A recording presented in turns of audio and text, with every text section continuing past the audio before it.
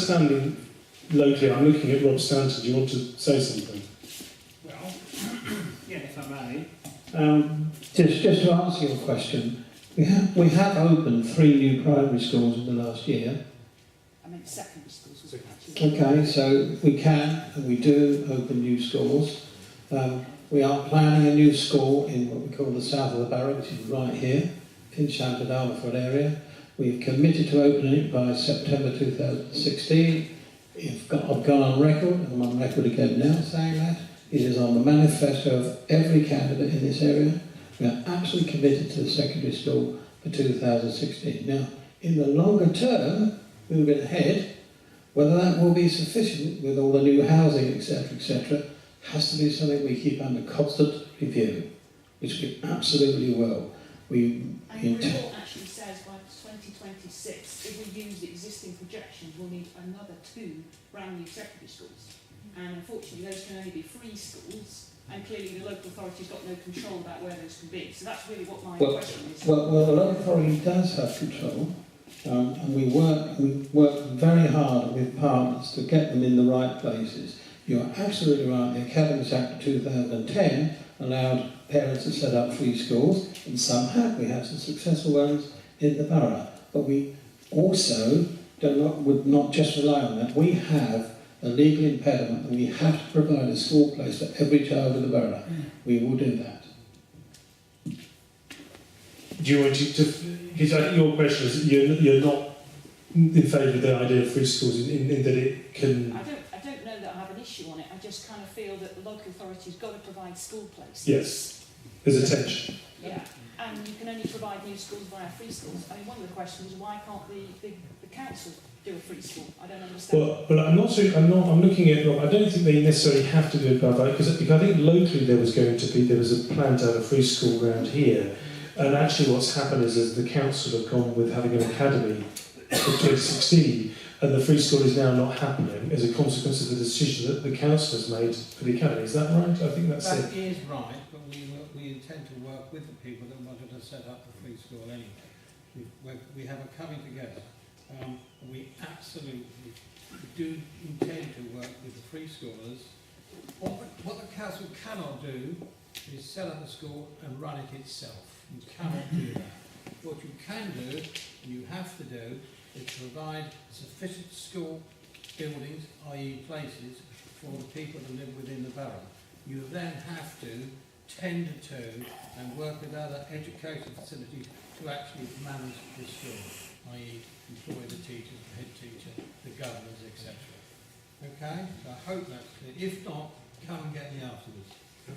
Just seems, I think Woking runs good schools. It does. And Yeah. therefore, the fact that it can't be I think you make a fair point, and that's why it's the same in Bracknell Forest as well. Because that actually, I think this policy was about parts of the country where that isn't the case. Absolutely. So it does discriminate against these kinds of areas. Well, I think Rob has always had the opinion that it was going to be perhaps a bit of a complicating feature to the provision of education, because. But I always, in my discussions with Rob, say, yeah, but the problem is not everywhere is as successful as Wokingham. And when you've got national legislation being passed, the point was that the Education Secretary's view was he needed to mix it up a bit in terms of trying to get good schools in difficult parts of the country and empowering parents and local organisations to be able to do that in order to challenge locally run schools. And that's what the policy was about. Around here, it's not such a need as such. And I think what's happening is that because there's long been a desire to have a secondary school closer to Finchampstead, and this predates me, there's been a meeting of minds here around the people who were looking for a free school who saw an opportunity to bring a secondary education to Finchampstead. And the fact that Rob and his team were saying, well, hang on a minute, it's only going to be a couple of miles away in Alberfield, can we have a talk about it? And so I understand your concern, but I think it's being managed locally. But in principle, yes, there's legislation has encouraged people, yes, because of other parts of the country not working in Borough. Okay.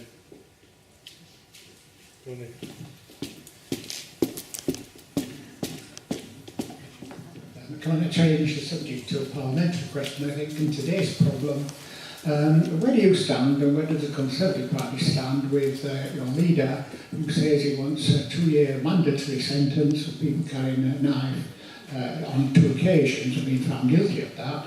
And or will you kowtow to that nice Mr. Clegg who has already said you're not going to do it?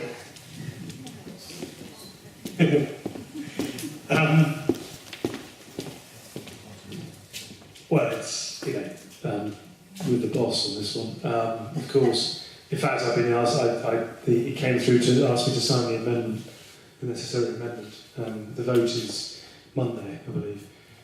Yes, I mean, I'm in favour of people getting what you describe for carrying a knife. Dreadful case in Leeds. I gather, actually, that the carrying of knives in some schools is commonplace. This is intolerable. I mean, this is not a direction I want my country to go in. And I do think that punitive measures are required when it comes to these issues. Yes, pressure upon prison, yes, build some more then. We go back to priorities, Simon, of where you put government finance. We cannot tolerate the carrying of weapons in our society so freely. And I think that we need to be robust in this. It's up to Mr. Clegg to argue the case for not being robust. And put it to the vote. I think there are negotiations on at the moment around this because I think for coalition harmony, I think they don't want there to be a vote. I'm pretty sure if there is a vote that it will be passed, by the way, because I think the Labour Party are going to support it. No one's going to carry knives, but isn't it for the courts to decide what the actual custodial sentence should be, not for politicians to state it in advance? Yeah, that's true, but Parliament sets the law and the courts enact it. I don't use mic. On a similar, leading on from Gerald's question, the coalition. It seems the coalition don't understand the concept of cabinet government. Mr. Clegg and Mr. Cable certainly don't. Had they acted as they have done and been Conservative members of the cabinet, I've no doubt they would have been sacked long ago. So my question is, when do you think the coalition will end? Will it be immediately before the election? Will it be 6 months, or will it possibly be in the next 2 weeks? Well, actually, do you mind if I sit? I spent 2 days in the garden last weekend, and my back is giving me some chip. Well, this actually goes back to how well UKIP are going to do, I think, because if the Liberal Democrats really get a kick in on May the 22nd, there is a possibility of a change, I guess. I mean, there's certainly rumours of a change of leadership of the Liberal Democrats, at which point a new leader, I think, is going to be less inclined to remain within coalition than the current incumbent. And so I suppose it could happen in the next few weeks that there would be evidence of change is nigh. Actually, I think that's unlikely. I think it's going to be the same all the way through, and I suspect it'll probably be after Christmas. I suspect it will see through, they'll go through to then, and then there'll be a sort of a gentle sort of backing away. But before you celebrate too much, Roger, I suspect that they're going to be replaced by a coalition, if the polls are to be believed, next year, but a coalition of a different colour. Orange, isn't it? Yellow and red. I think that it... I wasn't in favour of the formation of coalition.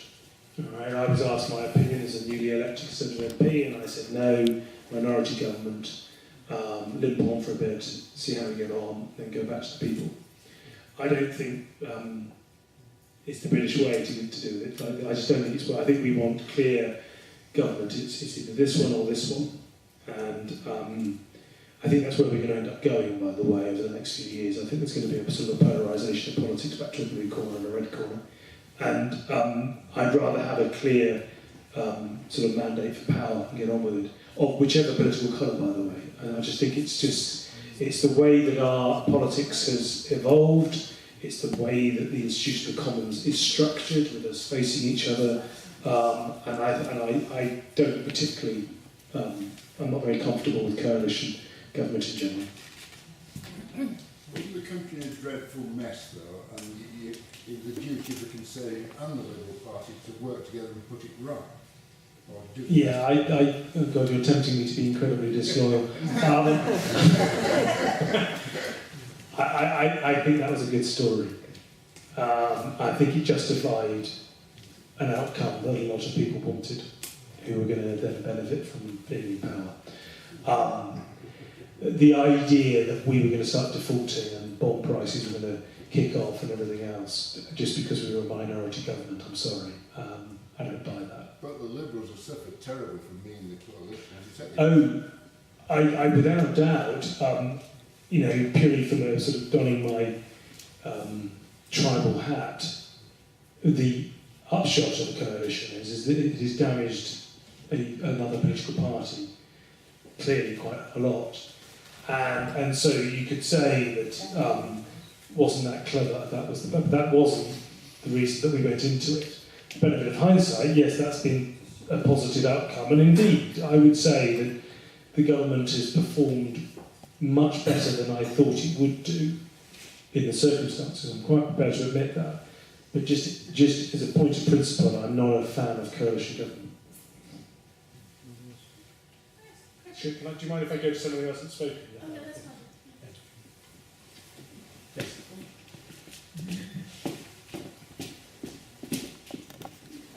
One thing that you've not spoken about this evening is something that affects all of us every day, and that's energy costs. And where we get our energy from is becoming increasingly important, particularly in relation to what's happening in Ukraine. What's your views on fracking, other energy ways forward? Thank you for that. I'm back onto sort of more home territory, being a member of the Energy Select Committee. I'm in favour of fracking, in that I went on a delegation, Select Committee went to America a couple of years ago, to Texas and to Washington DC, to speak to the State Department and the EPA, the Environmental Protection Agency, about fracking, and we found no evidence at all of groundwater contamination, of the water table contamination. There was evidence of ground pollution around drilling sites in terms of, and also the environmental impact of the trucks coming in with the water to pump down to do the fracking. I think there's been quite a lot of, going back to the lady's comments about truth, the film Gaslands, for instance, is just a complete disgrace. I mean, it doesn't actually reflect reality. And yet that has undeniably propagated the view that fracking is environmentally is a catastrophe and all this sort of stuff, even though it's a technique that's been around for decades. But it is a fossil fuel, don't forget. If you let me finish, then. Yes, it is a fossil fuel. Its emissions are 50% less than coal. At the moment, as we speak, these lights are being fed by 40% coal-burning power stations. I'd rather that was 40% gas, because then we'd be having 50% less carbon emissions. Take your choice, sir. I'm in favour of it, in principle. I think it would benefit us in terms of security, that it would be a sort of an indigenous supply of gas. But I think those individuals who think it's going to be the next great North Sea bonanza, I think, are killing themselves. There is a lot of it. Its accessibility is in question. It's often under very populated areas, unlike in Texas and in Pennsylvania and America, where they've got huge amounts of specs and farmers with thousands of acres, and it's a much more straightforward thing to do. But I think we should pursue it, and I think we've got to be realistic.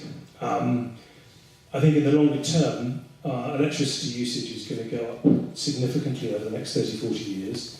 And in the world in which we live, the geopolitical instability that you allude to, Ukraine being an example, I think we need to make ourselves as energy independent as a nation as we possibly can. Does that Okay, which brings me to nuclear. And as it currently stands, there's something called a DEC calculator, DECC, which is Department of Energy and Climate Change calculator online. And you can go in there and you can sort of plan your own energy mix. I challenge anyone to go on there and try to meet Britain's electricity demand going forward without actually having nuclear in the mix. It's extremely difficult now and impossible. I'm actually quite a fan of nuclear in that it is guaranteed, you can plan it in advance. I would probably go to about 40% of electricity demand being met by nuclear. But to do that, again going back to Simon's question about priorities, it requires a significant investment, and I would argue a significant investment by the state to get that done, and to get it done in the most cost-effective and indeed in the most sensible way in terms of using British technology, British construction jobs and the like. Which is why I'm not a huge enthusiast for the deal at Hinkley, because it's French technology which is a bit out of date, Chinese money, and I personally think we could have done it ourselves, but that's just my own personal belief. So going forward, we need to reduce our CO2 emissions as a globe, and I think Britain should play its part, but it needs to play its part within the confines of having a viable economy so that everyone can live and work. And so I think fracking facilitates that, it facilitates the transition by us being able to turn off the coal-fired stations. It's extremely difficult at the moment because coal is the cheapest form of energy. You know, if we were just looking at the bottom line, we'd be burning coal at the moment and doing nothing else. And so when people come to me and say, oh, what are you going to do about the debt, or what are you going to do about jobs for young people, what are you going to do about this? And then someone else comes to me and says, we've got to shut these coal-powered stations, it's going to kill the planet. It's a very difficult balance when coal has become so cheap. And the reason, sir, to finish, that it's so cheap is because of fracking in America. Okay, so we come full circle on the question. So I think that answers your question, I think the geopolitical instability thing is quite interesting. I mean, Syria, for instance, one of the reasons Russia is supporting Assad is because the Qataris want to build a pipeline from Qatar to southern Europe to feed us with gas. Instead of it coming through with liquid the LNG, the big super tankers. But by the way, the most polluting form of transport in the world, it's not planes, it's boats. Okay? They want to ship it, the gas on a pipeline. The route of this pipeline is through Syria. So funnily enough, Gazprom don't want it built, do they? Okay, so we don't get much gas from Russia, single percentage figures, but it is a global traded commodity. Okay, so the Russians turn it off, it has an impact upon us. Okay, so anybody who says that what's happening in Ukraine doesn't affect us because we don't use their gas, yeah, join the dots. It's a tradable commodity, okay? Again, it points towards having more indigenous power generation. The other one we're going to have to think about is Severn Barrage. The current project needs a bit of work, but that's 5 to 10% of daily electricity need for one project. The problem with it is that it's nesting grounds, the RSPB, and it's a difficult decision. I understand that, but as a nation, GDP is directly linked to energy price. Okay, the economy relies upon energy. Energy is everything. It feeds us, it heats us, keeps us warm, it keeps the lights on, it drives our transport, it runs our hospitals, everything. If we haven't got energy, we've got nothing. Okay, so we really do need to prioritise it, which is why I'm glad you asked the question. Did you mention those or not CO2 capture, which is the... Yeah, the Swedes just pulled out of it last week. As an example, I was asked about carbon capture and storage. I get mixed feelings on this because some of the specialists, I'm friends with some guys at Imperial College and they've got a CCS thing that's amazing in the middle of Kensington. You walk in, there's something, this huge plant in the middle of the building. Technically, it's doable. The challenge they've got is it's scalable in a way that is cost effective. At the moment, the price of capturing it, the carbon, is much more expensive than is realistic for the economy to bear. Fundamentally, we're subsidising wind farms I mean, offshore wind is getting almost three times the current price for electricity. Okay, I'm sorry, that is utterly ridiculous. And I understand what's driving it, but we need to ask ourselves whether driving ourselves into the ground because we're paying too much for our energy and ending up with a country that's indebted to China is the best way forward, instead of actually making ourselves energy dependent and not indebted to China, the biggest polluter on the face of the earth. I think we do need to sort of think about this a bit more strategically. I'd just like to change the subject. Sure. Healthwatch suspect that there's been a 20% increase of A&E patients at the Royal Barracks, and this is largely due, or they suspect it's largely due to the lack of GP facilities within Woking, without Bracknell and Finch and the surrounding areas. Is there any comment as our elected representative? Yeah, the people generally follow the path of least resistance in life. I found that as a doctor, and when you're in distress, if you're unwell, even more so. And so if you're feeling like you need to see a doctor and you can't get them upon the GP, you turn up at casualty.